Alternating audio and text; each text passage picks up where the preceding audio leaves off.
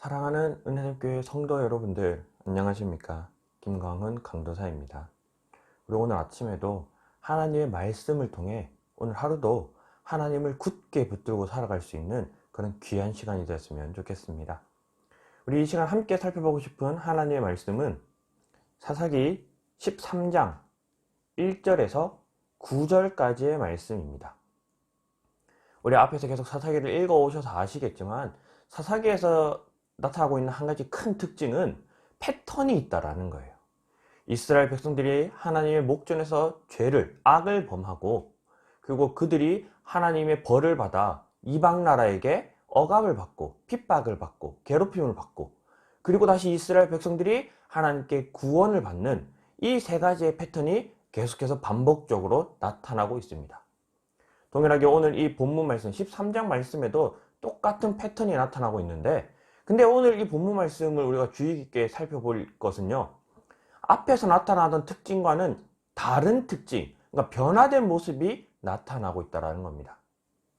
먼저 제일 처음 이 특징들을 한번 살펴보면요, 사사기 3장 우리 7절 8절에 보면 이스라엘 자손이 여호와의 목전에 악을 행하였습니다.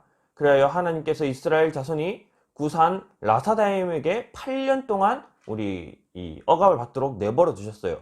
그러자 사사기 3장 9절에 이스라엘 자손이 여호와께 부르짖음에 여호와께서 이스라엘 자손을 위하여 한 구원자를 세웠다라고 보여주고 있습니다. 이게 가장 흔한 패턴입니다. 이스라엘 백성들이 악을 행하고 이방 나라에게 핍박을 받고, 그리고 이스라엘 백성들이 하나님께 부르짖음으로 하나님이 구원자를 보내주시는 거예요. 그래서 두 번째도 마찬가지로 사사기 3장 12절에요. 이스라엘 자손이 그죠? 우리 처음 죄를 범한 게 아니라 이제 두 번째, 또다시 여호와의 목전에서 악을 행하니까 하나님 이번에는 18해 동안 에글론을 섬기게 하셨고요. 그러자 이스라엘 자손들이 하나님께 다시 부르짖었습니다. 이러한 이 내용들이 총 5번 앞서 나타나거든요. 그래서 마지막 5번째는 사사기 10장 6절에 이스라엘 자손이 다시 여호와의 목전에 악을 행하여 18해 동안 억압을 받았다. 그래서 10장 10절에 이스라엘 자손이 여호와께 부르짖어 이르되 하고 다시 하나님을 찾고 있습니다. 이처럼 계속해서 반복되는 이 패턴이 등장하는데, 우리가 성경을 조금 우리 관심을 가지고 읽는다면 오늘 본문은 그 패턴과는 조금 다른 모습이 등장하는 것을 발견할 수 있습니다. 우리 1절 말씀 보겠습니다. 13장 1절입니다.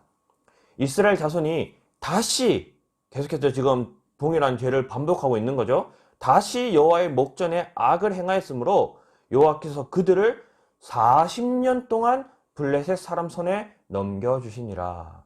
자, 여기서 우리가 패턴이 달라지는 것 중 두 가지를 찾을 수 있는데, 첫 번째는 그들이 고난받는 기간입니다. 앞서 고난받는 기간은요, 짧으면 7년, 길어야 20년이었어요. 근데 지금은 이스라엘 백성들이 무려 40년 동안 고난을 받는다는 겁니다.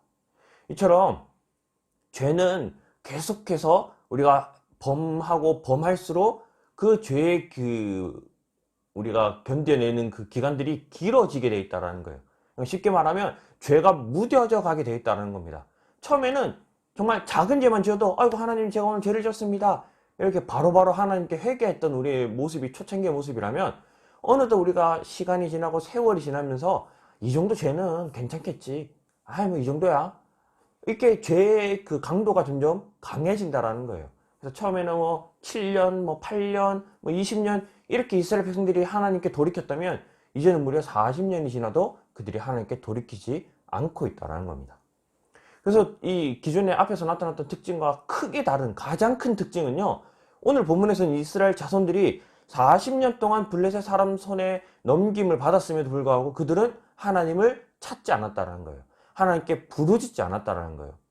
이제는 이스라엘 백성들이 8년 동안 억압을 받다가 하나님께 부르짖었을 때 하나님이 구원하셨고요. 또 7년, 18해, 20년 그들이 고난을 받다가 하나님을 부르짖자 하나님께서 그 즉시 그들을 구원하셨습니다.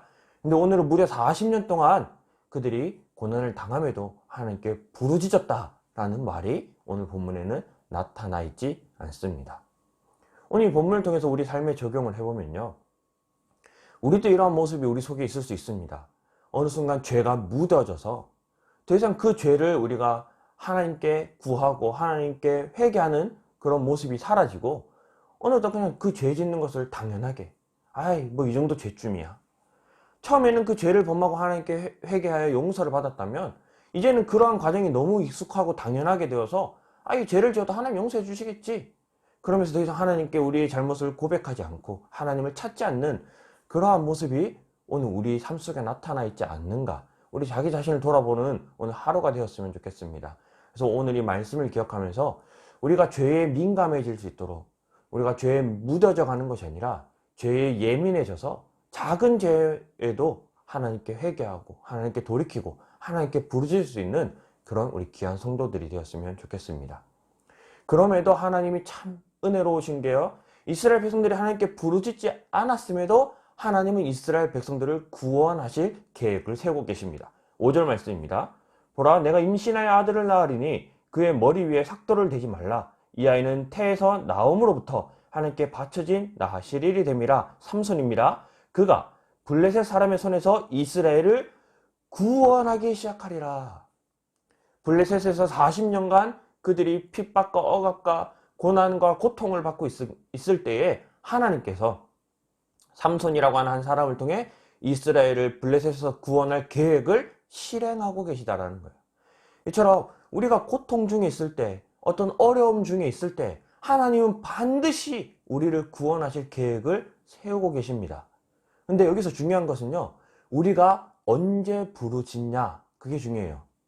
이스라엘 백성들이 8년째에 부르짖으니까 하나님 8년 만에 구원하셨습니다. 이스라엘 백성들이 20년째에 부르짖으니까 20년 만에 구원하셨어요. 우리가 부르짖고 하나님을 찾고 하나님을 붙들 때 하나님은 그 즉시 우리를 구원하신다는 겁니다. 우리의 고통의 기간, 우리가 지금 힘들고 있는 이 어려움의 기간이 단축되기 위해서는 지금이라도 하나님을 찾아야 된다는 거예요. 그러나 우리가 하나님을 찾음으로 하나님은 우리를 구원하시는 것이 아니라는 것을 오늘 본문을 통해 알 수 있는데요. 이스라엘 백성들은 오늘 본문에서는 하나님을 찾지 않았습니다. 그럼에도 하나님은 이스라엘 백성들을 구원하셨다는 거예요. 우리가 기도함으로 하나님은 우리를 구원하시는 게 아닙니다. 다만 우리가 기도할 때에 하나님의 구원하심이 앞당겨질 수는 있어요. 40년 만에 구원받을 거 8년 만에 받고 40년 만에 구원받을 거 20년에 받았으면 우리의 기도가 하나님의 구원을 앞당기는 능력이 있는 기도입니다. 그래서 우리가 오늘 하루도 기도함으로 우리의 고난이 지금 속히 그만 끊어지고 다시 하나님의 구원하심을 경험할 수 있는 그런 귀한 성도들이 되었으면 좋겠고요. 또 기도가 가지고 있는 특징은요, 기도함으로 구원받는 게 아니라 하나님, 우리가 기도하기 전에, 기도라는 것을 배우기도 전에, 우리가 태어나기도 전에 이미 우리를 구원하실 계획으로 약 2000년 전 예수 그리스도를 이 땅에 보내주셨습니다. 그럼 우리가 왜 기도해야 될까요? 기도 가지고 있는 두 번째 특징은요, 하나님을 알아가는 과정입니다. 우리 6절에 보면 그 여인이 가서 그의 남편에게 말하여 이르되, 하나님이 사람이 내게 오셨는데 그의 모습이 하나님의 사자의 용모 같아서 심히 두려움으로 어디서부터 왔는지 내가 묻지 못하였다. 그러니까 하나님께서 우리에게 오셨는데 내가 그가 누군지를 모른다라는 거예요. 알지 못한다라는 거예요. 나에게 오신 분이 분명히 하나님의 형상을 가졌는데 그가 누군지를 모르겠어요. 그래서 그 마노아의 아내가 기도하는 겁니다. 그리고 마노아가 함께 기도하는 겁니다. 마노아가 여호와께 기도하여 이르되, 주여 다시 와주시옵소서. 내가 하나님을 알길 원합니다. 그에게 듣길 원합니다. 이게 기도가 가지고 있는 두 번째 특징입니다. 기도는 하나님을 알기 위한 방법이에요. 우리가 기도함으로 하나님을 알아갈 수 있다는 겁니다. 하나님 알고 싶어요 기도하니까 하나님이 9절에요. 하나님 마노아의 목소리를 들으시니라. 그죠? 즉시 응답하셨다는 거예요. 우리의 기도는 기도해서 구원받는 것이 아니라 이미 계획되어 있던 구원을 앞당기는 하나의 방법이고요. 또 하나님을 알고 싶고 하나님을 만나고 싶다면 하나님 만나고 싶어요. 그러니까 오늘 9절 말씀처럼요, 하나님이 그 목소리를 들으시고 그 즉시 우리를 만나러 오시잖아요. 이게 기도 가지고 있는 큰 두 가지의 특징입니다. 우리의 구원을 앞당기고요, 하나님을 알게 하여 주시는 것, 하나님을 알도록 하여 주시는 것. 그래서 오늘 하루 우리가 기도에 힘쓰는 귀한 성도들이 되었으면 좋겠습니다. 우리가 죄에 민감해져서 우리가 기도함으로 고통으로부터 얼른 구원받을 수 있는 그런 성도들이 되었으면 좋겠고요. 그리고 기도함으로 하나님을 더욱더 알아가는 오늘 하루가 되는 귀한 성도들이 되었으면 좋겠습니다. 그래서 오늘 이 본문 말씀을 기억하면서 우리 한 두 가지 기도했으면 좋겠는데요. 첫 번째는 우리 자기 자신을 위해 우리가 죄에 민감하여 작은 죄에도 하나님께 회개하고 하나님께 부르짖을 수 있는 그런 오늘 하루가 되도록 자기 자신을 위해 기도했으면 좋겠고요. 그리고 두 번째는 우리가 이 세상을 위해 기도했으면 좋겠습니다. 우리 이 세계를 위해 우리 오늘 하루 기도함으로 하루를 시작했으면 좋겠는데요. 기도에는 힘이 있습니다. 우리가 기도함으로 우리의 구원이 앞당겨지고요. 우리가 기도함으로 하나님이 우리를 찾아오시는 그 기도의 힘을 믿음으로 우리가 이 세계를 위해 기도했으면 좋겠습니다. 전쟁이 그치고 우리 재난이 사라지고 전염병이 멈추고 우리가 우리의 기도함으로 하나님의 구원이 이 세상에 나타날 수 있도록 이 세계에 우리 하나님의 구원이 역사할 수 있도록 세계를 위해서 기도했으면 좋겠습니다. 그래서 우리 자기 자신과 우리 우크라이나와 러시아 그리고 우리 고통받고 있는 전 세계를 위해서 우리 이 시간 기도함으로 오늘 하루를 시작하도록 하겠습니다. 다 같이 한번 기도하겠습니다. 사랑하는 하나님 감사합니다. 오늘